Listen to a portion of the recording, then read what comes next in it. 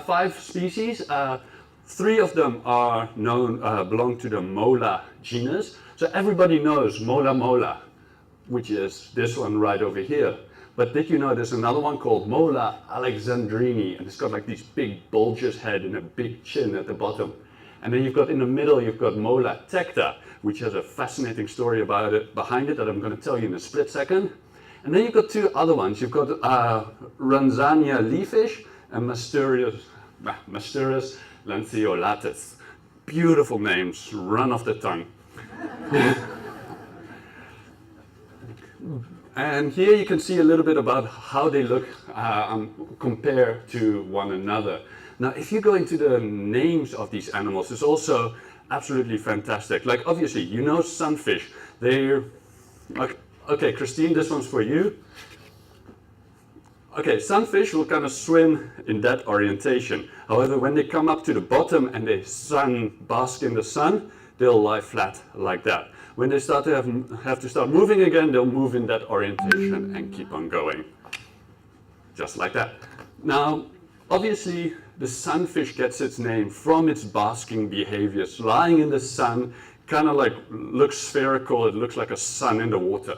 However, the Latin name, mola, actually means millstone, because it looks like a milling stone in like windmills and stuff like that. You've got Mola alexandrini, the giant sunfish. Mola mola is not the largest, heaviest bony fish on the planet. It's Mola alexandrini. Now there's a fantastic story behind that, because these guys are so incredibly confusing. Even scientists over time just go like, I don't know what's going on. And then they're like, oh, that's the heaviest bony fish. Oh, I've misidentified that one with that one. Crap. Okay, put the record over there. So it's like Mola alexandrini is the heaviest bony fish. That 2.3 tons that I told you earlier belongs to that boy right over there. Now, Alexandrini was named after Antonio Alessandrini, who was an Italian veterinarian, and he looked in a lot of natural sciences, and he was from the 1700s. And then you've got another one. I'm going to leave Mola tecta, the hoodwinker sunfish, to last, because, again, fascinating story behind it. Okay, I've got some notes right over here, because I just keep misremembering them. Masturus, this boy right over here, Masturus lanceolatus. Very funny. The name comes from Latin. It's mastos, meaning breast or nipple, and ora, meaning tail. Again, lanceolatus means like a small lance. So it's got all of the Latin names kind of refer to the sharp tail that it's got at the back there, which again makes it stand out from all the other ones in the list. And then we've got Ranzania leafish, so named after Camillo Ranzani, who was also an Italian priest from the 1700s. And leafish meaning smooth. So again, like slender sunfish, very smooth individual. Now, again, some of these individuals have been known for a very long time. Other ones, not so much. The hoodwinker sunfish was actually named very, very recently because it's been hiding in plain sight. And that's also where tecta comes from. Tecta meaning disguised, hidden. And it evaded discovery for centuries. So here you guys, this is one of the images from our boat, and as you can see, we can see some of these individuals quite close nearby. However, for years, the sunfish have always been kind of identified according to 2 main groupings. You had Mola ramsei, and Mola mola. And people could kind of recognize there was some differences, one had a bulgy head, the other one had and a little bit of a chin. But that's from the 1950s. Over time, they kind of started to differentiate them into different groups. You had your Pacific group, you had your Atlantic group for both of them. However, in 2009, there were a group of Japanese scientists, and they did something what, well, scientists do nowadays, they collected a lot of genetic material from various different samples around Australia, South Africa, around the world. And they started to like analyze them. And then they like started to group them together. It's like, okay, we've got a whole group here that looks similar. We've got a whole group here that looks similar. Okay, that's mola mola over there. We've got mola ramsay over there. And we've got another group over here that looks completely different from the other ones. So they're like completely confused. It's like, guys, yes, we've got one group. Yes, we've got another group. But guys, we've got another group. We are missing a mola species. We don't know where it is. And then, and this is also surprising, only in 2018, scientists in Australia finally identified those sunfish that has been evading discovery for centuries, mola tecta. And then suddenly they all start to look around and go like, okay, so this is the what this mola tecta looks like. And they found it everywhere. It's right here in South Africa, it's in Australia, it's in New Zealand, it's all over the place. It's been hiding under our noses the entire time. Now, fascinating story.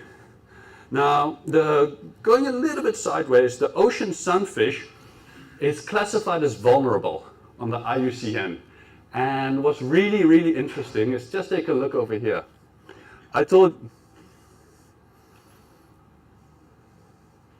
Is the battery empty? Hello? Okay, never mind. This assessment was done in 2011, years before the mola tecta was discovered. That's not a mola mola, that's a mola tecta hiding in plain sight on the IUCN assessment list, and nobody knew for years. Fascinating stuff.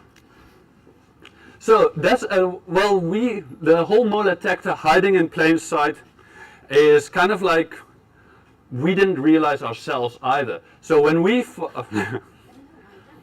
I don't know. It's the mola mola. Yellow. Yes, okay, we're just going to do, oh, yes. Hello? We'll find sorry. Okay, never mind. So, okay, scientists don't know everything either, like immediately. So when we found a sunfish that washed up on our coastline right here in Gansbaai, we also, like, we took a photo and it was like, guys, we've got a mola mola. And then we notified like the Two Oceans Aquarium that has like a whole sunfish research group kind of like coming together. And I was very politely told that that was not a mola mola, that was a mola tecta. So I was like, I didn't know there were more than one. I learn something new every day as well. So before we just go on a little bit, I just want to go a little bit over the body of the sunfish. Like, yes, it looks weird. It's got some stuff in, like, it kind of looks like a squashed fish that kind of like lost the back part of its body. But yeah, we've got a very distinct dorsal fin at the top. We've got a very distinct anal fin at the bottom. The rostrum right at the top. We've got like these two tiny little pectoral fins on either side of the body that it uses to keep stable in the water column. Like a gill opening right on the side there. And now the back part of between the dorsal and the anal fin is known as the clavus. And what's absolutely fascinating is how these animals swim, because they kind of use the anal and dorsal fins in combination with the clavus to actually get quite a tremendous amount of speed, and I'll show you later on as well. Now, what's really distinctive between a mola mola and a mola tecta is this clavus. So if you take a look at the mola tecta right over here, you can see it's got quite a smooth back part with a little bit of an interrupted part right over there. While when you take a look at your mola mola, it kind of looks like a cloudy backside right over there. So this one is from Chris and Monique Fellows in False Bay. And here's a nice overview between mola mola. You can see again like the very cloudy side on the one side, and then mola alexandrini on the other side. And you can see it's got like this big bump at the top of the head and like the chin at the bottom as well. Again, like various different things to tell the two species apart. So, let's see if I can actually let's see. There we go. Is it okay? Is it out of your way? Ah, yeah, that's going to be fine. Okay, so going forward, so this is kind of like where we're going to bring in the necropsy. So a quick shout out to the Two Oceans Aquarium, because this animal stranded here early last year, and we sent out a message saying like, hey guys, we've got a sunfish here. We don't actually know what we're doing, so can somebody come through and help us with the necropsy? So very quickly, Two Oceans Aquarium was very grateful. The head of the research department came through, and she also turned around and go like, I've never done a necropsy before on a sunfish. So first thing that we did, YouTube. No, I'm not kidding. We went onto YouTube and we found a video of a necropsy on a sunfish in North America, and there was a scientist who did a necropsy on a sunfish on a beach, and she basically narrated through the whole experience. And we looked at this video and we kind of like, okay, she's starting at the bottom, we're going to start at the bottom. Okay, we're going to make our way down this backside, or she's just doing it, we're making our way through the backside as well. So it was very fascinating to kind of like go frame by frame, working our way through. Before we started cutting, however, we did a whole bunch of measurements as well. So in the so we kind of followed various different like measurements, and you can see we've got the total length over here. So this individual was about 80 centimeters long. So Mola tecta can get up to about 1.5 meters total length. So this was quite a young one. And then from top all the way to bottom, it was just over 1 meter in length. Then we started cutting into the animal. So like I said, we kind of started right at the back and started to make our way across the edge. And as you go through it, you start like learning more and more about this animal. And again, how fascinatingly weird this animal is. So what you will notice, like one of the things is when you start cutting or like removing the piece of skin, the skin is not just some like very thin layer. There's a very thick gelatinous layer on either side of the body. And these animals, contrary to other fish species, don't have a swim bladder. So they don't have to worry about like going up and down and then like expanding that bladder inside and out. Their buoyancy is actually controlled by the gelatinous layer. So they're kind of like neutrally buoyant in the water, and they can go up and down wherever they want to. Now this is incredibly important for where they go hunting. So surprisingly, these guys, they don't hunt really a lot on the water surface. What people have done, they've attached like little cameras to sunfish, and they had like depth recorders and temperature recorders. And they started to notice that during the day, these guys can dive down to almost 200 meters deep, hunting their preferred prey, which is like siphonophores, like the jellyfish and stuff like that. And what you'll notice is if you take a look here at the temperature, when they dive, they swim in waters that are close to 5 degrees Celsius. So when they come up to the surface, it's not them being lazy, it's them coming out of the freezing cold at the bottom and just warming themselves up in the sun before they go straight back down again. So this is where the basking behavior comes from. It's not so much them like being lazy and just lounging around and stuff like that. It's literally them getting their body temperature back to normal before they go back down again. So when you take a look at their diet, a lot of the times people will tell you and turn around and say like, oh, sunfish, they feed on jellyfish, and that's pretty much it. However, they actually have an incredibly diverse diet. Yes, you've got your siphonophores, but they eat crustaceans, they eat shellfish, they eat, mollusks. They eat a wide variety of different things. When you look at the larvae of the animal, like I said, like it's tiny, it's like absolutely minuscule. They almost have to increase in size between 20 grams to half a kilogram per day just to increase in size. So to eat all of these prey, they've got, you see the jaw right over here, and there's actually teeth that have kind of been fused together, and honestly, like, I put my finger across that, that thing is hard and sharp. Perfect to like taking a crab and just crushing it and eating it and everything. However, here's something that you don't see every day. They have a secondary jaw right in the back of the throat called a pharyngeal jaw. And there's these tiny little spikes there. So when they eat a jellyfish and they swallow it, it almost acts like a little trap for jellyfish to come through. It's a one-way valve. If they want to come out, they get grabbed by the pharyngeal jaws. Now these jaws you can see in species such as moray eels and even like some other, like apparently goldfish have them as well. However, I like to more like compare it to like the alien.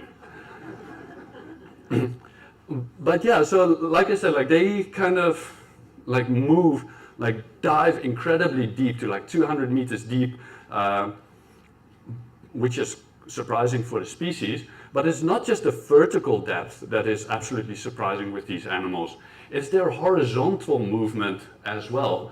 And there have been a lot of studies actually, well, I say a lot, it's like quite scattered around. Studies where people have put satellite transmitters on sunfish just to kind of see where do these guys go.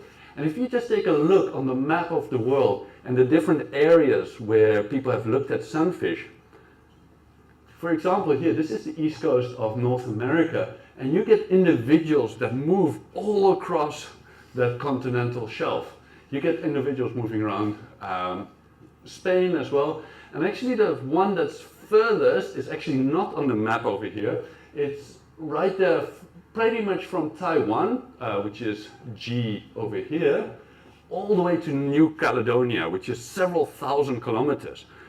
These guys, they move, and here we can see around southern Africa, individuals were tagged around the coastline, and then they move all the way off the continental shelf into the Southern Ocean before making their way back again.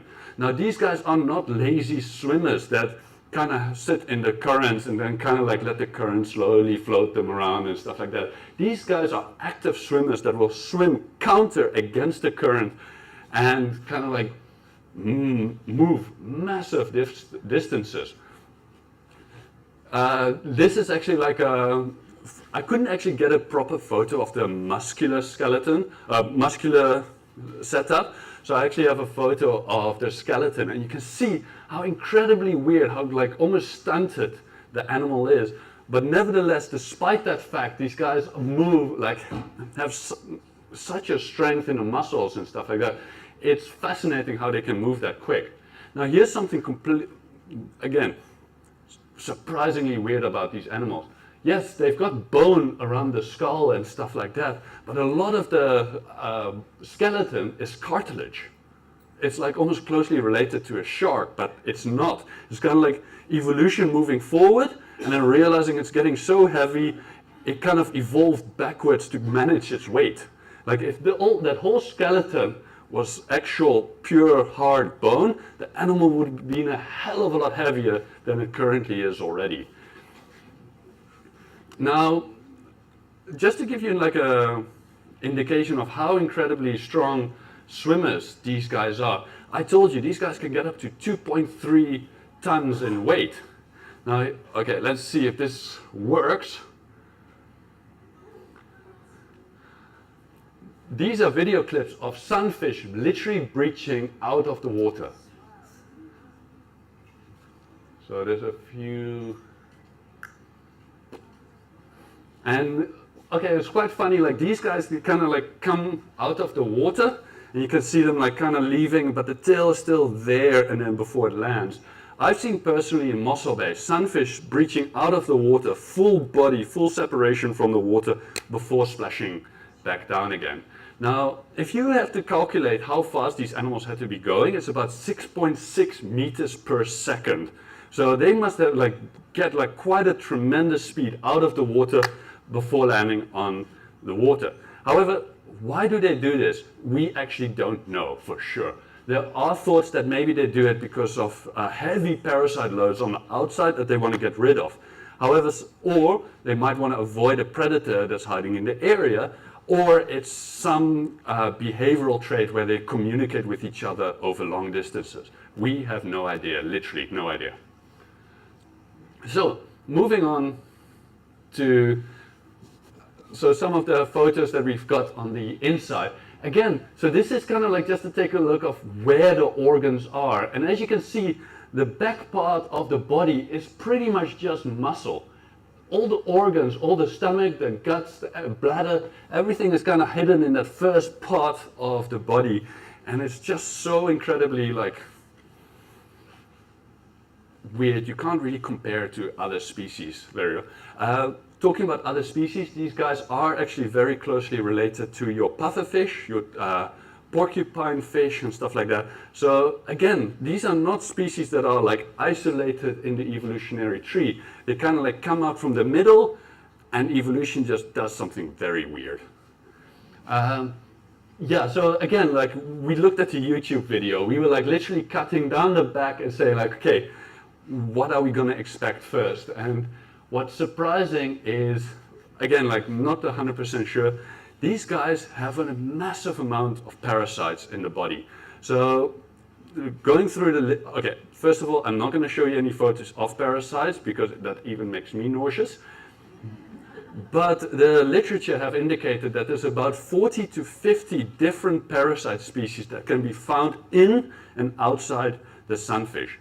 So one of the reasons why people think they might also be basking in the sun is because it brings their body right up to the surface for seagulls to pick them clean of parasites that are on the outside. But again, like, yeah, there's a lot of parasites on the inside as well, so I'm not sure how well that works. Okay, so what does that mean for us? So, like I said, like we have had like sunfish sightings in the area, and now I'm going to make it very personal, partially. So here at the Marine Dynamics, we've got the Marine Dynamics Academy, and we get interns through, and if they come through for 1 month, So if they come through for 1 month, then they follow a course, they get practical experience in regards to like collecting marine biology data, different skill sets and stuff like that. However, if they go into a second month, they kind of pick up a project of their own, whether that is looking at bird diversity, whether that's collecting data for themselves. But we actually had an intern from Canada about 2 years ago, and when I asked Sandra, our whale scientist, to ask like, okay, do you have an idea for a project that she could pick up on? She turned around and suggested, well, maybe she can scan through the data that we've got from our whale boat and maybe pick out all the sunfish data that we have collected over the years. Probably she's gonna see maybe 40 or 50 sightings over the years that we've been, since we've started to collect it, which is 2014. She found 176. And that's from 2014 to 2021. And this was immediately like, she started collecting it and suddenly like the list just became longer and longer and longer. And as you can see, we can see them throughout the area that we cover. However, predominantly a lot of them are hanging around inshore, around Franskraal, and then around Pearly Beach towards Danger Point. However, I said that's 176, that was when she collected it. We have continued to collect this data, and we've got, since 1.5 years after she finished with her data set, we found another 100 sunfish. So we're sitting at about 275 sightings up until December 2022. We're not even counting this year yet. And if you take a look over time, you can see that like the number of mola, well, I say mola, but it's like sunfish, Molidae species, have started to increase basically from the time that we started to collect, and it's just been skyrocketing. And in like the highest point number that we've seen since we started collecting is in February 2022. Again, not counting this year. So immediate, and this was also fascinating, is there's this seasonal sighting. So we see a lot of sunfish in May, June, July, August, which when we compare to other sightings around South Africa is completely out of the ordinary. Normally they're hanging around during the summer period. We get them around here in winter. So basically, us being scientists, we did the natural thing and we submitted it to the African Journal of Marine Science, and it will be published later this year. And also, this is the first publication from the Marine Dynamics Academy that actually includes one of our interns going forward as well. So going a little bit back to the data, you can take a look and you can see like there's this rapid increase. But when we did the analysis initially, the increase really started around this period, beginning of 2027. And you guys might start to suspect what the cause for that one was. Now, this is now where we've got to kind of sidestep to what eats a sunfish. Because sunfish are absolutely massive, but not a lot of animals wouldn't necessarily munch into them. However, white sharks are one of those species that will occasionally feed on sunfish. So when in 2017 the white shark started to wash up in the area and eventually departed the area as a result of the orca predations, we suspect maybe, hypothetically, no conclusive proof of this, but hypothetically, this predation pressure from the white sharks and white sharks leaving the area might have made sunfish more likely to actually come out into the open and take a look. There are other species that do predate on sunfish as well, so such as this very interesting seal. However, the seals that we get around here are not that massive as compared to these ones, and primarily feed on the sardines and stuff like that. So they are less likely to go after the sunfish. However, there's another predator of the sunfish, killer whales. However, so killer whales are known predators of sunfish as well. Here you can see one actually wearing one as a hat for some reason. However, as you guys probably are aware, killer whales are not here all year around, so they don't provide that same predation pressure on the sunfish as a white shark would. And as a result, with the killer whales just briefly passing by every now and again, sunfish become much more bolder and suddenly start to pop out of the woodwork going hey, I like this area. Now, what's very fascinating is while looking into all of this, there was a publication that came out earlier this year looking at, okay, I'm just going to show you guys. Sunfish are quite agile when it comes to dodging killer whales. There have been, and this is based on multiple accounts around the world, including sightings from False Bay as well, where when an orca approaches a sunfish will actually start doing acrobatics trying to dodge the killer whale trying to bite it. If you want to eat something that's very relatively flat, obviously you want to try and bite into it like that. Nobody's ever eaten a cookie like that. So obviously the sunfish is going to turn around and go hey, try eating me like this now, and then trying to dodge itself out of the way perpetually until the killer whale just gives up and it goes this is not worth it. So this is kind of now towards the end of my presentation. So hopefully I was trying to find a very catchy end title for Sunfish, weirder than you think, or something like that, but I couldn't really think of something on the spot. So now the main question is, what's next? So we are going to continue collecting sunfish sightings here in the area. See, does this pattern change further over time? Is it something else going to be interesting? However, the sunfish data that we have currently collected is going to go to a master's project at the University of Cape Town, and it's going to feed into a bigger research project looking at sunfish around South Africa. Because again, these guys don't just occur here, they're everywhere. So if you guys do see a sunfish in the area, not just in the area, anywhere in South Africa, please give the Two Oceans Aquarium a call. They are basically collating all of this research and trying to get as much insight into these animals as possible. This has resulted in videos coming from like the Nature's Valley Trust in Plettenberg Bay. So guys, this is a Mola tecta in its natural environment just off Robberg itself. You'll see Robberg like in the top there. And you can see how this animal is like moving and flapping about. And again, such an interesting animal in its natural environment. And to be fair, I haven't actually spoken with Wilfred about this one, but because these guys are like here and they're hanging around, they're so fascinating. Maybe we're looking at the new 6th marine species. Who knows? Guys, if you guys are interested in learning more about ocean sunfishes, I have barely scratched the surface of these animals. About a few years ago, a book came out called The Ocean Sunfishes by Turney Tice and her colleagues. And these guys have been looking at sunfish for years now, trying to collate all of the research that's been done around South Africa, around the world.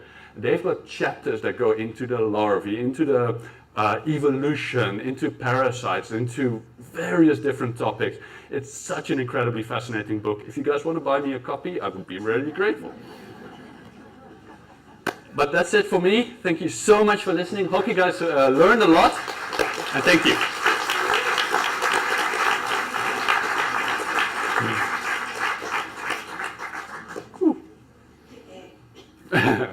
Haha, on the spot. Thank you so much, Rolf. I'm sorry, I didn't have Ruben say anything, but it's environmentally friendly. Thank you, that was incredible. That was incredible. And I love the scenario of getting approached by a killer whale and then instead of going to your side, just turn to the front. I think that works for all of us. Thank you, Rolf. That's fascinating. So now he wants to leave and now he's talking about a marine big six. Thanks, Rolf. No pressure. You're welcome. Thanks everyone for being here and another round of applause. That was really fascinating. Before we get to have some delicious super bread prepared by the Robot House, because I know that's what you do. I just quickly wanted to know if there's any questions, because I just quickly wanted to ask, and now I've got it like sorted out. But so does it always go to the same side if it's basking in the sun? So it's swimming like this, and does it always go? Does it have like if it's lying flat? Does it always? Does it have a preferred side? Like? Yeah. Do you toast bread on one side? No, but I mean, like, does it have like a top bottom? You know? So, okay, so the answer is both sides. So it will lie on both sides. Probably. Maybe it's like goes one side one day at a time and then the next time it comes up it goes for the other one. I don't know. Or maybe it flips through halfway through. So, and if it's living in front, so it can see to the left, it can see to the side. It's like, Yeah, so like the eyes are like on either side. So probably like cover the whole like 180. I'm not sure. so many questions. Okay, anybody's got an intelligent question? I'm not 100% sure, but like I think, was it 20 plus years or something like that? How old did they get? I don't know. Okay, so we've got Kim, who is going to be taking over the data for the Sunfish, and or like all the data is going to her project as well. So half of the stuff is like, again, like scientists haven't really properly looked at these species only in the last 10 to 20 years, and now they're kind of like scrambling to catch up. It's like trying to figure out like, oh, how old do they get? It's like, oh shit, oh crap, and like try to find out. So probably in the book there is a cover of suspected maximum age. So I do think they reach maturity. I do see a number of like say 4 or 5 years old or something like that. No, I'm trying to remember like, okay. Oh, don't quote me on that one, but I can confirm later. Or try to confirm. Do they breed between the 5 species? Again, very good question. I don't think so, but again, like they are looking into like they have done the genetics, so they do distinguish between them. So I don't think there's going to be any hybridization there. Which one of the 5 has the potential to grow biggest? Mola alexandrini. So that's the one that has been like the maximum recorded one. The other one, like I think, was it the slender sunfish? Actually gets a whole lot smaller than the mola genus. Yes, and that. Do sunfish mate? Mate. Yes. Yeah, so again, yes, they do mate, but there seem to be broadcast spawners. However, again, like the reproduction of sunfish is so unexplored that, again, like it took decades to figure out which larvae would go into one, like in which order. And they started to look around and go like, oh, where do they breed? And again, like if you take a look at where the larvae are collected, it's kind of like around the tropical belt. But again, like people haven't actually seen sunfish breed or mate or anything like that. So again, like there's so many questions. Like the book that I pointed out at the end is chock-a-block full of knowledge and it's so absolutely fascinating. But they keep pointing out as like, we don't know the answer for this one. It's like there's so many sections where it's like, guys, there's a huge empty spot in the knowledge around sunfish in this area. We need to further explore this, and like future research should investigate. But again, like yes, they do mate, or probably, but again, like there's so many gaps and question marks there. Yeah, obviously. Yeah. Mine, so they would also be like this or that. How do? Yeah, exactly. Thank you very much. Not the only one. Yes. Okay, anyone, please. It's not so much a question, but your 2.3 ton number is actually out of date. Oh, again. There was one found last year that was 2.7 tons. Gee, okay, so they're even heavier than like. Okay, so this is actually like really fascinating because you've got this book that only came out like about 2 years ago, and already is like there's sections where you just go like, nope. It's like publication, like again, like this kind of, it's kind of like a case where once people start pointing out the gaps in the knowledge, other people start jumping in and trying to figure out, and it's like, whoa, like there's a whole gap here. And thanks so much for pointing it out, but it's like fascinating, like, oh, this book, which I've gone through, well, I've skimmed through and like looked at really interesting sections and then realized like, oh, 2.3 maximum, okay, I'll take that number. And then a publication comes out literally like a few months ago, a year ago, that goes like, nope, 2.7. Oh, it's fascinating. You know, 2017, still so much to learn and so many new things. That's incredible. And that's why it's so important for us to know scientists and people really interested in this to share it with us. That's amazing. Thank you, everybody. Thanks again for coming out. And let's go outside and have some secret break. There we go.